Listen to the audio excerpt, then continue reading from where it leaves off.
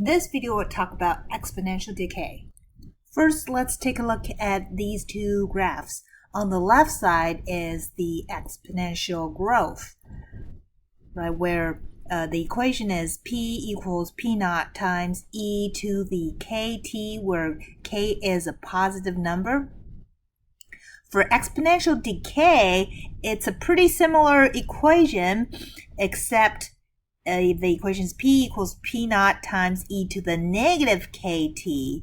So that will make the function a decreasing function.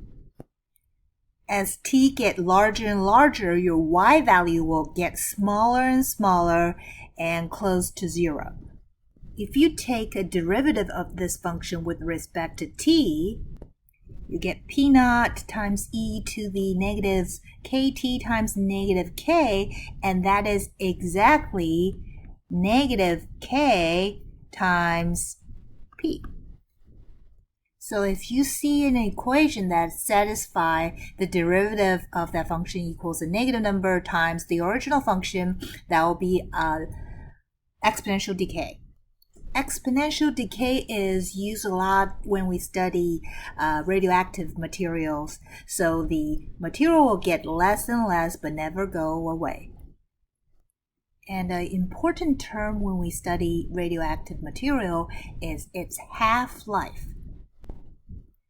Half-life is the amount of time for a radioactive material to decrease to half of its original amount. And each different radioactive material have its own half-life. Now let's look at one example here. Plutonium-239, a radioactive product of a functioning nuclear reactor, can be deadly to people exposed to it.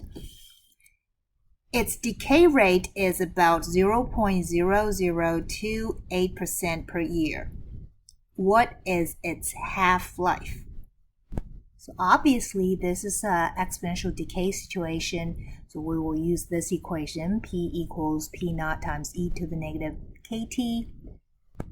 What's given to us is the decay rate, which is our k. That is 0.0028%, so turning into decimal, that's 0.000028. Okay, and we're trying to find its half-life, which is the amount of time it takes for the original amount to become half of its original amount. So let's say the original amount is P naught, and half of the original amount will be half of P naught. So how long will it take for P naught to become half of P naught? All right, so here it will be half of P naught here, and e to the negative 0.000028, and we're looking for this t, and this t will be the half-life. Okay, so let's solve this equation. Okay, P naught cancel out. 1/2, I don't like this negative exponent, so I'm going to change it, get rid of it, so it becomes 2 equals e to the positive 0.0028t. All right, take ln on both sides, the natural log. So you have ln of 2 equals ln of e to the 0.000028t, and this part is just the exponent.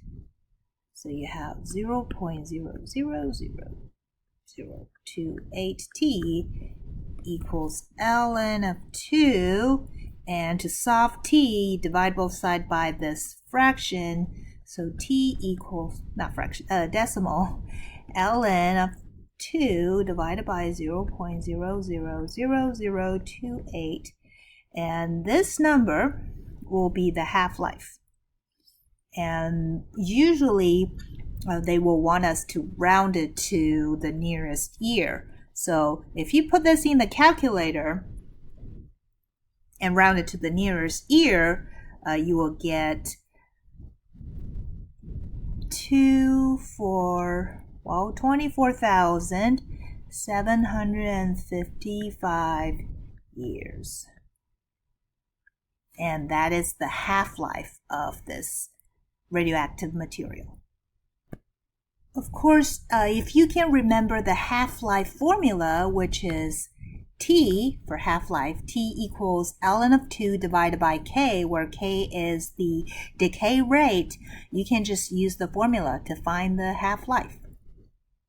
Here's another example.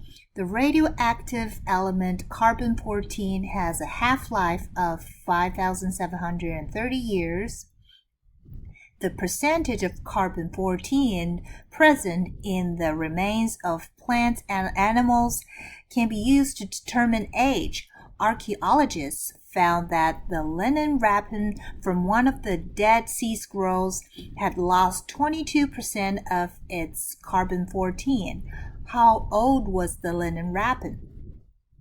Well, pretty obviously, this is an exponential decay situation, and we will have to use this equation to find the amount of time it takes for the carbon-14 material starts from 100% and then it lost 22.3%, so it becomes 77.7% now. So we want to find the time. That's what we're looking for. Well, let's call it little t.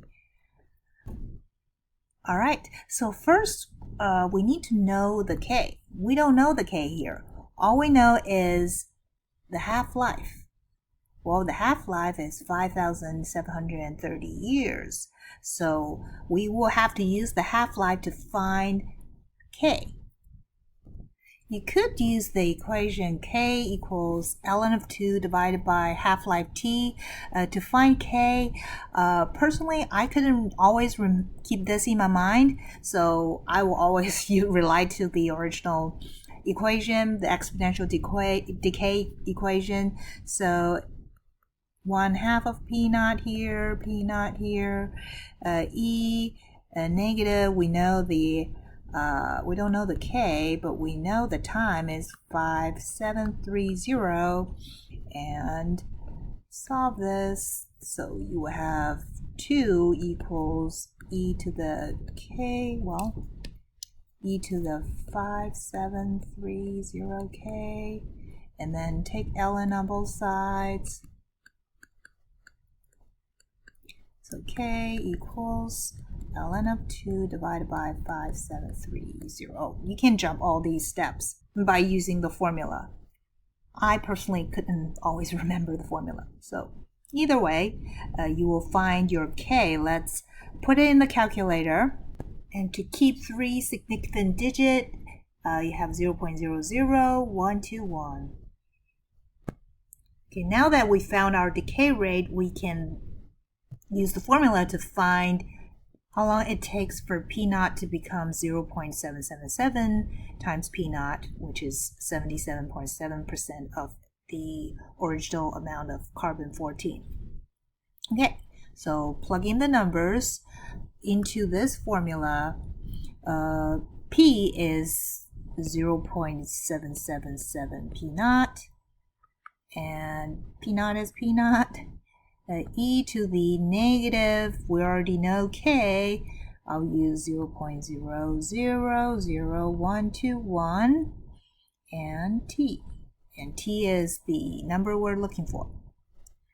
Okay, and cancel out P naught of 0.777 equals E to the negative 0.000121 T. Okay, here I decide not to flip it because you have to deal with fraction and decimals, too crazy. So let's keep the negative exponent. Take ln on both sides. Okay, so on this side it's negative 0.000121 T. Divide both sides by this negative number. negative 0.00121, and you can put this into the calculator and you will get rounded to the nearest year. I have 2085 years.